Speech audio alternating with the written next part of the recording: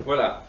Donc, effectivement, l'an passé, on a lancé ce projet e-learning qu'on a intitulé, pour faire simple, e-COPAD.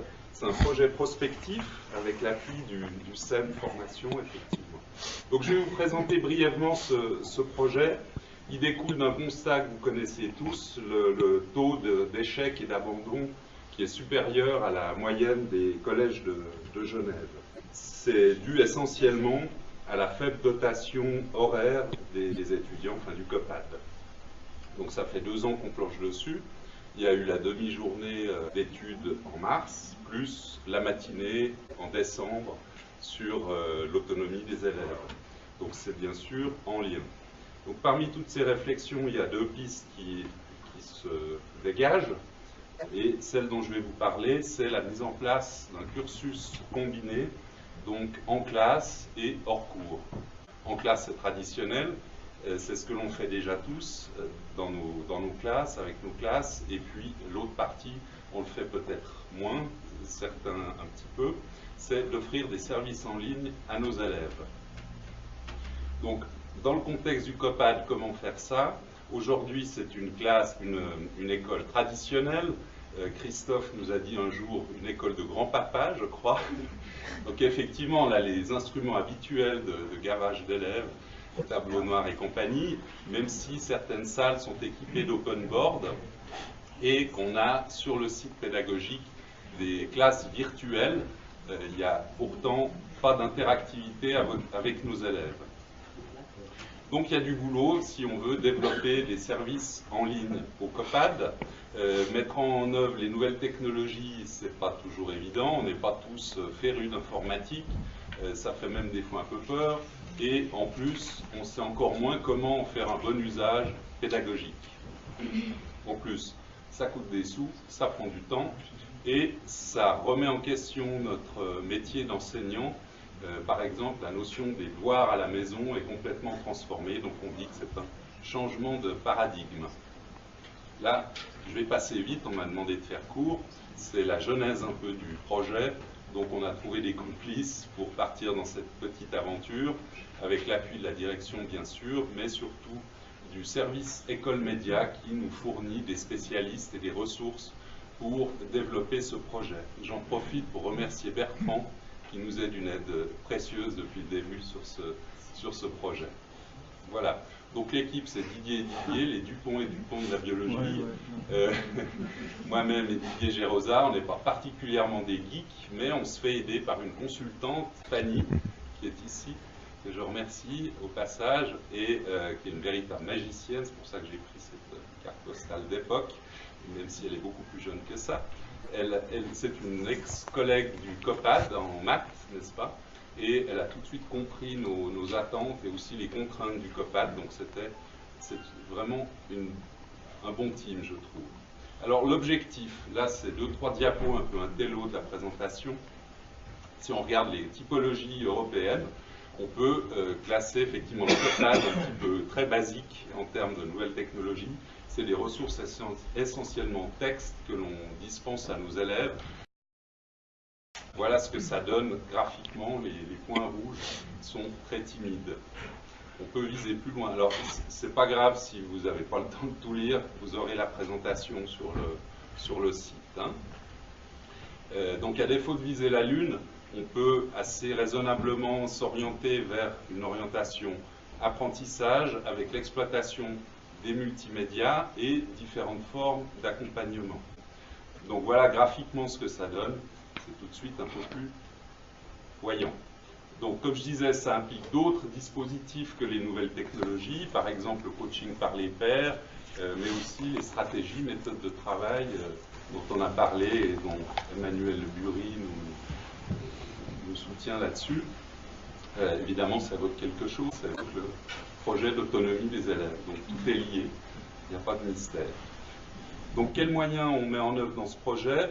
Tout d'abord, utiliser des solutions validées par le SEM et par le DIP, économiques, sous-entendez gratuites, et puis accessibles. Donc en fait, on vise des solutions très simples à mettre en œuvre pour tout un chacun, même sans compétences informatiques particulière. On se veut de viser juste.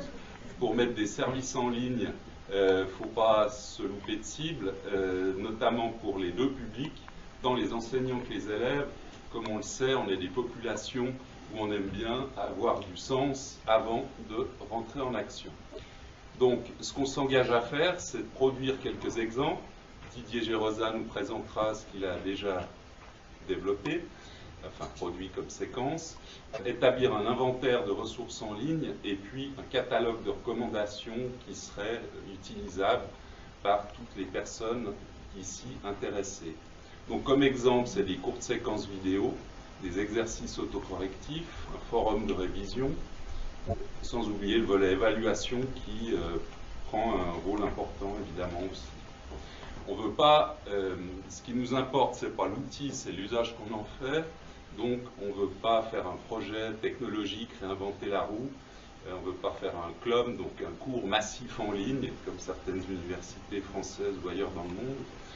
On veut juste passer un petit peu de temps aujourd'hui pour voir comment on pourrait en gagner demain. Il faut savoir qu'il y a 70 000 ressources pédagogiques aujourd'hui sur le web, qu'on le veuille ou non. On vit dans un monde hyper connecté, puis ce n'est pas nos étudiants qui vont me contredire. Voilà, je passe rapidement sur le catalogue. Ce que l'on fait, on étudie essentiellement Moodle, qui est une plateforme de e-learning, certains d'entre vous connaissent peut-être déjà. On regarde aussi Google Applications, qui est fraîchement débarqué dans la planète DIP. On développe différentes séquences. Et puis un point important, c'est de définir la répartition des notions du plan d'études de notre discipline, en tout cas pour le degré d'EDF que l'on enseigne, Didier et moi, de définir ce qu'on va faire, les notions à traiter en classe, distinguer des notions à traiter en dehors des cours, en dehors de la classe. Donc on se familiarise avec les outils, on développe des choses qu'on utilise déjà d'ailleurs dans nos cours, donc on voit que c'est un retour entre guillemets sur investissement qui est rapide. C'est peut-être aussi une opportunité pour les enseignants de se dire si vous avez des idées là autour, n'hésitez pas de les intégrer dans le questionnaire que les PG vous ont remis au sujet de l'autonomie. Voilà. Donc ce qu'on espère, c'est que ce projet puisse participer aux évolutions nécessaires sur l'apprentissage et puis pour évidemment aider nos élèves à mieux réussir.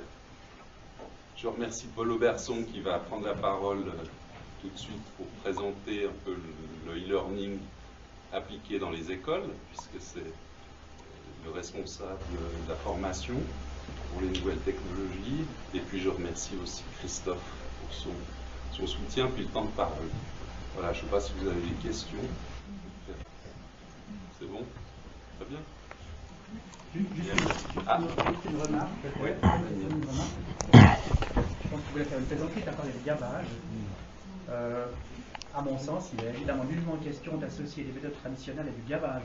Bien sûr. Il suffit d'une prise de notes et d'un tableau noir pour faire réfléchir des élèves pendant 2 heures sur un texte philosophique ou littéraire, et ça donne quelque chose d'extraordinairement intéressant. Tout à fait. Simplement remettre un tout petit peu l'église au milieu du village, bien que je ne suis pas du tout opposé à progresser dans ces nouveaux moyens, mais enfin, il ne faut pas non plus entièrement remettre en cause l'enseignement traditionnel qui a quand même porté ses... Oui, oui. Tu as raison, Daniel, merci pour préciser, c'était des entrées de mauvais goût. Oui, oui, j'ai bien compris. Non, bien sûr, c'est pas du tout d'opposer les deux systèmes, c'est de compléter. Hein, on parlait de combiner les choses. Ouais. Autre remarque ou question?